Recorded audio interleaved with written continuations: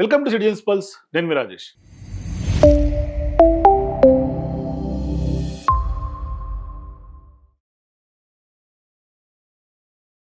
తెలంగాణ ముఖ్యమంత్రి రేవంత్ రెడ్డి గారు అమెరికా పర్యటనకు వెళ్లకుండా విదేశీ ట్రిప్ని అర్ధాంతరంగా లండన్లో నుంచే హైదరాబాద్కి తిరుగు ప్రయాణం అయినటువంటి పరిస్థితి. సో ఇంత సడన్గా ఎందుకు ఆయన హైదరాబాద్కి వచ్చేస్తున్నాడు, తెలంగాణకు వచ్చేస్తున్నాడు అని ఒక బిగ్ డిస్కషన్ జరుగుతోంది. కాకపోతే సీన్ కట్ చేస్తే దీన్ని బ్రేక్ చేసింది జాతీయ అంతర్జాతీయ స్థాయి మీడియా. ఇవాళ మనం మాట్లాడటం లేదు, అంతర్జాతీయంగా జాతీయ స్థాయిలో ఒక పెద్ద చర్చ జరుగుతుంది. తెలంగాణ ముఖ్యమంత్రి రేవంత్ రెడ్డి గారు ఏం చేయబోతున్నారు, ఎందుకు న్యూయార్క్ మేయర్ని కలవకుండా ఇవాళ ఎన్నిక వచ్చేస్తున్నారు, న్యూయార్క్ మేయర్ని కలవాలన్న ప్రయత్నం ఎందుకు జరిగింది, ఇప్పుడు రేవంత్ రెడ్డి గారు ఏదో చేద్దామన్న ఒక ప్రయత్నం జరిగింది, పాకిస్తాన్కు సంబంధించినటువంటి మద్దతుదారును కలిసేందుకు వెళ్ళి చేతులు కాల్చుకొని ఆ యొక్క ప్రయత్నం బెడిసిగొట్టింది రేవంత్ రెడ్డి గారు. మరి అక్కడ జాతీయ స్థాయిలో అంతర్జాతీయ స్థాయిలో మీడియా మాట్లాడుతుంటే దైనిక్ జాగరణ్ అన్న ఒక ప్రముఖ బ్రాండ్ ఉన్నటువంటి న్యూస్ పోర్టల్ ఇవాళ బ్రేక్ చేసింది. అట్లాగే చాలా పత్రికలు జాతీయ స్థాయిలో చాలా పత్రికలు మాట్లాడుతున్నాయి. నేషనల్ ఛానల్స్ అన్ని కూడా ఇవాళ రేవంత్ రెడ్డి గారి యొక్క కుట్రను భగ్నం చేసింది. కానీ లోకల్గా ఉన్నటువంటి వాళ్ళకి పెద్ద ఎత్తున తెలిసే వీలు లేకుండా రేవంత్ రెడ్డి గారు ఇక్కడ స్థానికంగా కొండా సురేఖ అట్లాగే కాంగ్రెస్ పార్టీ మధ్య ఉన్నటువంటి అంతర్గత విభేదాలు వర్గపోరును ప్రొజెక్ట్ చేసి మొత్తం డైవర్ట్ చేసినటువంటి పరిస్థితి. వాస్తవానికి ఇవాళ అమెరికా టూర్కి వెళ్ళనీయకుండా ముఖ్యమంత్రి గారిని రావద్దు అని అన్నారు అంటే ఇది చిన్న మ్యాటర్ కాదు, చాలా బిగ్ మ్యాటర్. ఇది ఒక రాష్ట్ర ముఖ్యమంత్రిని, ఇన్ని కోట్ల మంది ప్రతినిధిగా ఉన్నటువంటి ముఖ్యమంత్రి గారిని ఆయన ఏం చేద్దామని వెళ్ళారు, ఎందుకు విదేశాంగకు సంబంధించినటువంటి మంత్రిత్వ శాఖ కూడా ఇవాళ అనుచిత సమావేశాలకు అనుమతి నిరాకరించే పరిస్థితికి వచ్చింది, ఎందుకు సెంట్రల్ గవర్నమెంట్ ఇంటర్వ్యూన్ అయింది, మరి అక్కడికి వెళ్ళిన తర్వాత ఏం జరిగింది, ఎందుకు ఇవాళ అక్కడ ఉన్నటువంటి ఇంటెలిజెన్స్ వర్గాలు అట్లాగే రేవంత్ రెడ్డి గారి యొక్క మీటింగ్ని క్యాన్సిల్ చేసుకోవాల్సి వచ్చింది, మరి ఇక్కడి నుంచే అసలు పర్మిషన్ లేకుండా రేవంత్ రెడ్డి గారు టికెట్లు బుక్ చేసుకుని ఎందుకు ఆయన విదేశీ పర్యటన, గత కొంతకాలంగా ఆయన పాస్పోర్ట్ కూడా ఆయన చేతిలో ఉండదు కదా, పాస్పోర్ట్ కూడా కోర్టు నుంచి తెచ్చుకున్నారు కదా, మరి ఆ రోజు అంత షెడ్యూల్స్ పెట్టుబడులు ఇవన్నీ తెర మీదకి పెట్టిన తర్వాత ఆల్ ఆఫ్ సడన్ ఎందుకు క్యాన్సిల్ అయింది అంటే అమెరికా పర్యటన రద్దు చేసినటువంటి కేంద్రం ఎందుకు అంటే ఖచ్చితంగా అక్కడ న్యూయార్క్ మేయర్గా ఉన్నటువంటి జోహ్రాన్ మమ్దానిని కలిసే ప్రయత్నం రేవంత్ రెడ్డి గారు చేశారు. అక్కడ వెళ్ళిన తర్వాత పాకిస్తాన్ సింపథైజర్ని ఆయన కలిసే ప్రయత్నం చేస్తే అది బెడిసి కొట్టింది. ఒకసారి చూడండి, మీకు చూపిస్తా, మొత్తం డీటెయిల్స్ చెప్తా. సో క్లియర్గా దైనిక్ జాగరణ్ వాళ్ళు పెట్టినటువంటి బ్రేక్ ఏంటంటే centre's break on Revanth Reddy's US tour. అంటే కేంద్ర ప్రభుత్వం రేవంత్ రెడ్డి విదేశీ పర్యటన బ్రేక్ వేసింది. ఎందుకు అంటే why did CM want to meet Mamdani, CM Revanth Reddy గారు మమ్దానిని ఎందుకు కలవాలనుకున్నారు, ఏం చర్చలు చేయాలనుకున్నారు, ఇక్కడ ఎందుకు మమ్దానిని కలిస్తే తప్పేంటి అని మీకు కూడా డౌట్ రావచ్చు. దీని వెనకాల ఏం జరుగుతోంది అంటే మమ్దాని గత కొంతకాలంగా పాకిస్తాన్ సంబంధించినటువంటి సింపథైజర్, అట్లాగే ఆయన భారతదేశానికి సంబంధించి భారతదేశ ఇండిపెండెన్స్ డే సెలబ్రేట్ చేయకోకుండా పాకిస్తాన్ ఇండిపెండెన్స్ డే సెలబ్రేట్ చేసుకున్నటువంటి వ్యక్తి. మరి రేవంత్ రెడ్డి గారు ఆయన ఎందుకు కలవాలి, ఆయనతో ఏం చర్చలు జరపాలి అంటే వీళ్ళ సంబంధాలు ఇప్పటివి కాదు, ఎప్పటి నుంచో సంబంధాలు ఉన్నాయి. నేను మీకు చూపిస్తా చూడండి.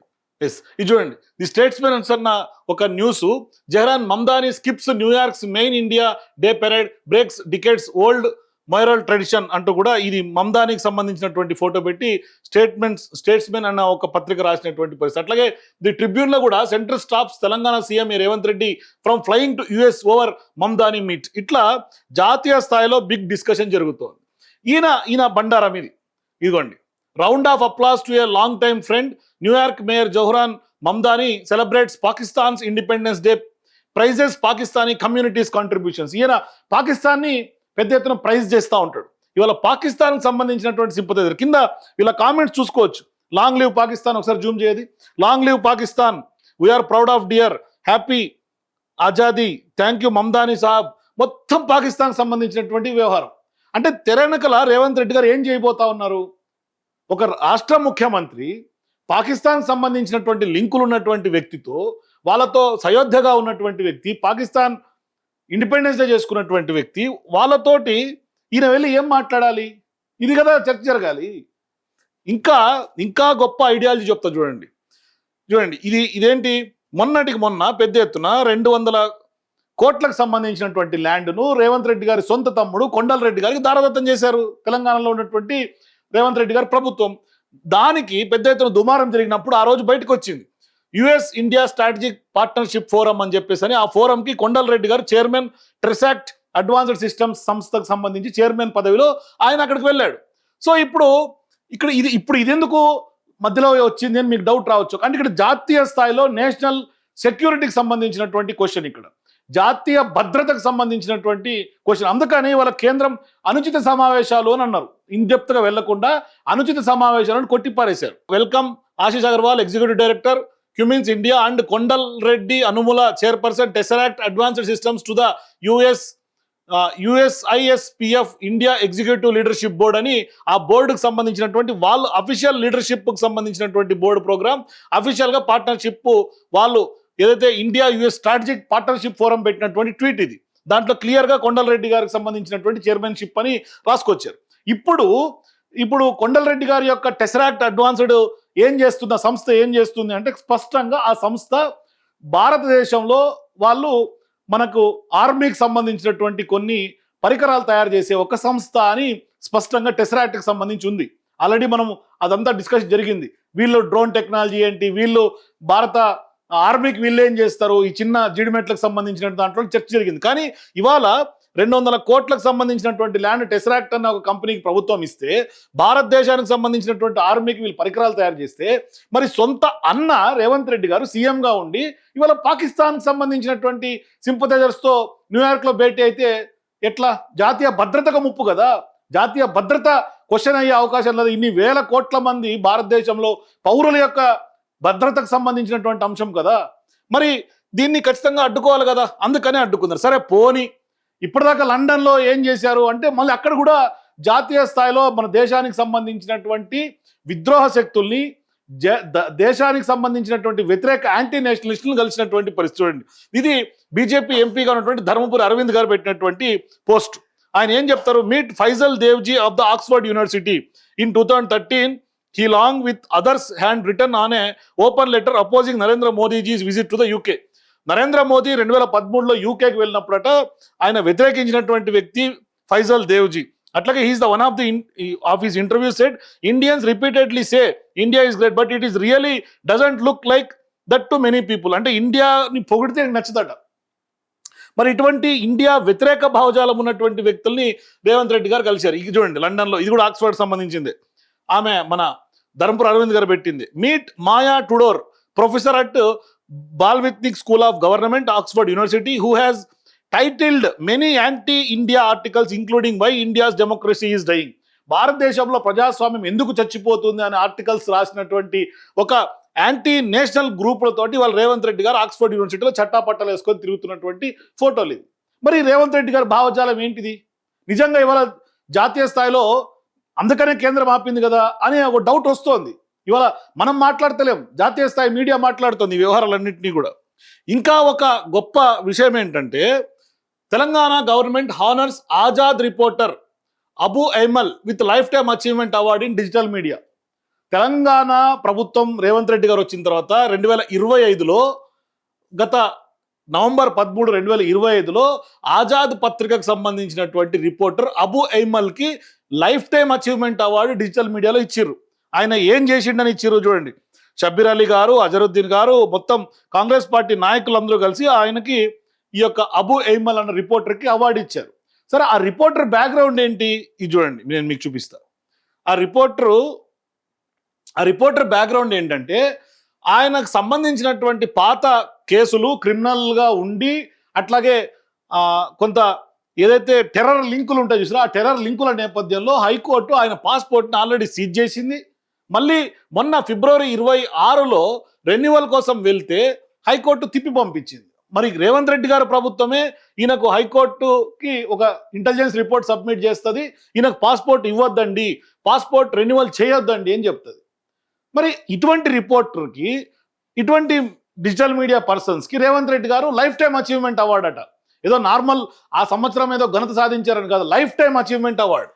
The Telangana high court recently dismissed a petition filed by A Hyderabad based journalist seeking renewal of his passport, holding that renewal is not an automatic process and is governed by rules and regulations. The petitioner, a 50-year-old resident of Bahudurpura who has worked for a daily and a TV channel and is currently running a news website and social media handles, sought renewal of his passport after it was revoked a year After being renewed in 2018 for 10-year period, his passport was issued in 1998. The passport was revoked following a report from the State Intelligence Department detailing his alleged involvement in a 1998 criminal case in which a pistol, 30 rounds of a live ammunition and a large quantity of potassium chloride mixture used for making explosives were seized from him. ఇంత భారీ స్థాయిలో explosive seize చేసి criminal అట్లాగే ఏదైతే terror లింకులతోటి ఆ యొక్క మనిషి ఉంటే అతనికి ఇవాళ రేవంత్ రెడ్డి గారి ప్రభుత్వం ఏమిస్తుంది, డిజిటల్ మీడియాకు సంబంధించినటువంటి లైఫ్ టైమ్ అచీవ్మెంట్ అవార్డు ఇస్తుంది. ఇది రేవంత్ రెడ్డి గారికి సంబంధించినటువంటి కాంగ్రెస్ పార్టీ ఐడియాలజీ. ఇది ఎప్పుడు ఉచిత పథకాలు బేస్ రేవంత్ను ఫాలో అవుతున్న న్యూయార్క్ మేయర్ అని చెప్పేసి న్యూయార్క్ మేయర్కి సంబంధించినటువంటి వార్తను ఆ రోజు రేవంత్ రెడ్డి గారు దాన్ని వాడుకున్నటువంటి పరిస్థితి. అంటే ఈయనకి లింకులు ఈరోజు కాదు, ఎప్పటి నుంచో ఉన్నాయి అని చెప్పడానికి వాళ్ళ యొక్క పిఆర్ టీము ఉర్దూలో వార్త రాసి పంపిరండి అందరికీ. दुनिया में मफाद परस्ती सियासत का मुतबादिल बनकर उभर रही है. ऐसे में अवामी खिदमत को नस्बुल ऐन बनाने वाले कायदीन को दुनिया के नक्शे पर अपनी मुनफरद पहचान बनाने से कोई नहीं रोक सकता. ऐसे ही दो कायदीन तेलंगाना के सीएम रेवंत रेड्डी और न्यूयॉर्क के नौ मुंतखबा मेयर जोहरान ममदानी सुर्खियों में है. 7 समंदर पार ममदानी की सिफात और तेलंगाना के सपूत रेवंत रेड्डी की सोच तरक्की के हवाले से मुश्तरक है और दोनों की जद्दोजहद में गहरी मुमासिलत है. बिखार के साथ जीने का हक, गरीबों से हमदर्दी, समाजी इंसाफ की लड़ाई ममदानी और रेवंत रेड्डी के बुनियादी उसूल के अज्जा है. न्यूयॉर्क में ममदानी गरीबों के लिए मुफ्त बस सर्विस के लिए कोशिश कर रहे हैं, तो तेलंगाना में रेवंत रेड्डी ने खवातीन के लिए मुफ्त बस सर्विस शुरू कर दी. సో రేవంత్ రెడ్డి గారట ఫ్రీ బస్ సర్వీసులు పెడితే న్యూయార్క్ లో ఎవరైతే మమదాని ఉన్నాడో ఆయన కూడా ఈయన ఇన్స్పిరేషన్ గా తీసుకుంటున్నట్టు. ఈయనకు ఆయన ఇన్స్పిరేషన్, ఆయనకి ఈయన ఇన్స్పిరేషన్. చూడండి ఎట్లా ఉందో, ఐడియాలజీ ఎట్లా ఉందో చూడండి. అంటే వీళ్ళ బంధం ఈనాటిది కాదు. అందుకనే ధర్మపురి అరవింద్ గారు కూడా స్పష్టంగా చెప్తా ఉన్నారు, అక్బరుద్దీన్ ఓవైసీ కూతురు పెళ్లి అటెండ్ అవుతున్నాడు లండన్లో. దానికోసం ఎడ్యుకేషన్ డ్రామా, కోట్ల రూపాయల పబ్లిక్ ధనం వృధా. దాంట్లో మళ్ళా కలిసేది దేశ వ్యతిరేక శక్తుల్ని కలవటము. పోయినందుకు రేవంత్ రెడ్డి గారికి క్యాన్సిల్ అయిందా? క్లియరెన్స్ రాలేదా? ఇప్పుడు ఒకటి అడుగుతా మిమ్మల్ని, ముఖ్యమంత్రి అనేవాడు విదేశీ పర్యటన వెళ్ళినప్పుడు క్లియరెన్స్ తీసుకోవాలి కదా. క్లియరెన్స్ వచ్చినాక టికెట్లు కొంటావా, ముందే కొంటావా చెప్పండి.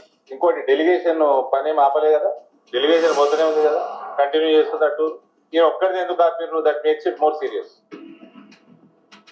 ఈయన పాస్పోర్ట్ కూడా 2 వారాల కిందనే కోర్టు చేసేదట కదా. ఈయన పాస్పోర్ట్ కూడా కోర్టు దగ్గరనే ఉండదట కదా.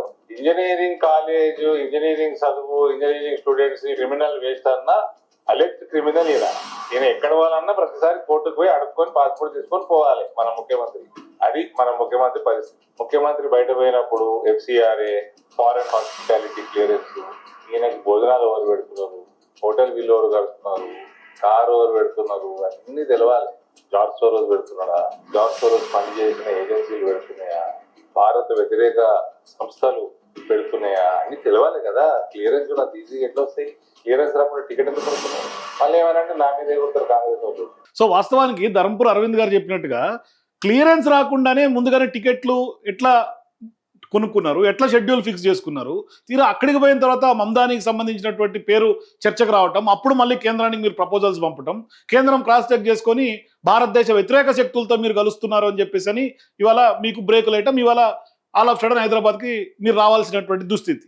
సో మీరు కూడా క్రిమినల్ బ్యాక్గ్రౌండ్ ఉంది, మీకు అత్యధికంగా క్రిమినల్ కేసులు ఉన్నటువంటి మీరు, మీ పాస్పోర్ట్ కూడా కోర్టులోనే ఉన్నాయి కదా.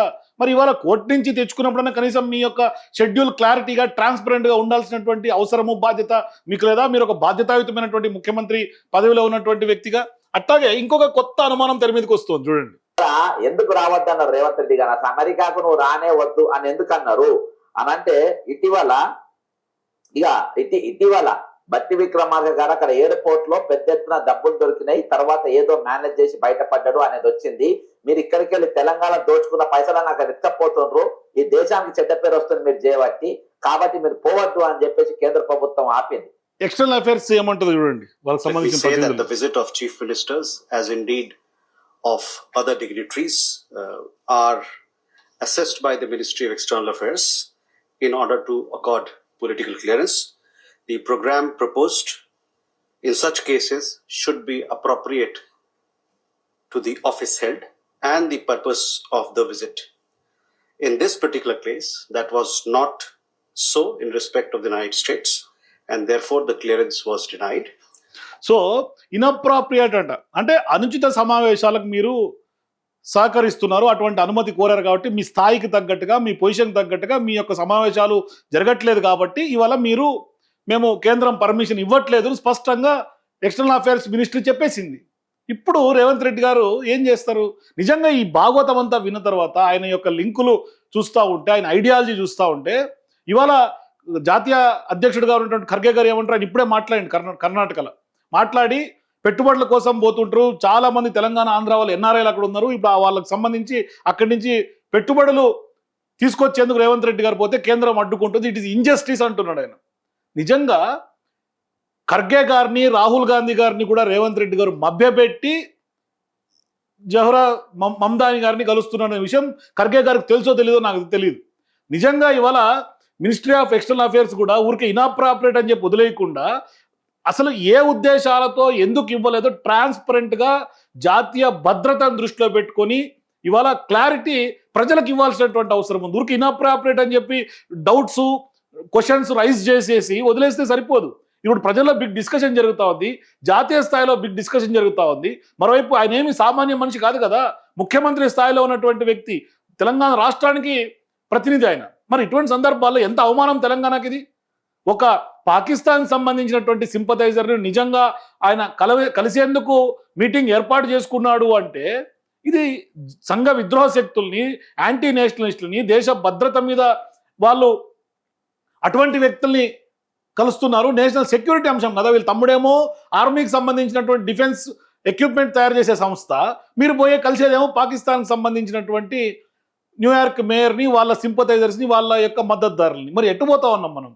మరి జాతీయ భద్రతను ముప్పు వాటిల్లే దిశగా మీరేమన్నా అడుగులు వేసే ప్రయత్నం ఏమైనా చేస్తున్నారా అన్న ఒక అంశం అనుమానం కలుగుతోంది. కాబట్టి ఒకసారి మినిస్ట్రీ ఆఫ్ ఎక్స్టర్నల్ అఫైర్స్ కానీ కేంద్ర ప్రభుత్వం కానీ ఖచ్చితంగా ఏ ఉద్దేశంతో ఖచ్చితంగా ఇవాళ మీరు పర్యటన అడ్డుకున్నారు అన్నది సుస్పష్టంగా బయటికి ఇచ్చేస్తే క్లారిటీగా ప్రజలకు అర్థమైపోయింది. ఎందుకంటే ఇవాళ జాతీయ స్థాయి మీడియా అంతా కూడా కోడాయి కూస్తున్నటువంటి నేపథ్యంలో ప్రజలకి క్లారిటీ ఇవ్వాల్సినటువంటి బాధ్యత కూడా ఉంది. సో మీరేమనుకుంటున్నారు? రేవంత్ రెడ్డి గారు అమెరికా పర్యటన ఎందుకు ఆగిందని మీరు అనుకుంటున్నారు? మీ ఏప్రిల్ కింద కామెంట్స్ చెప్పండి. For more videos please watch citizens pulse.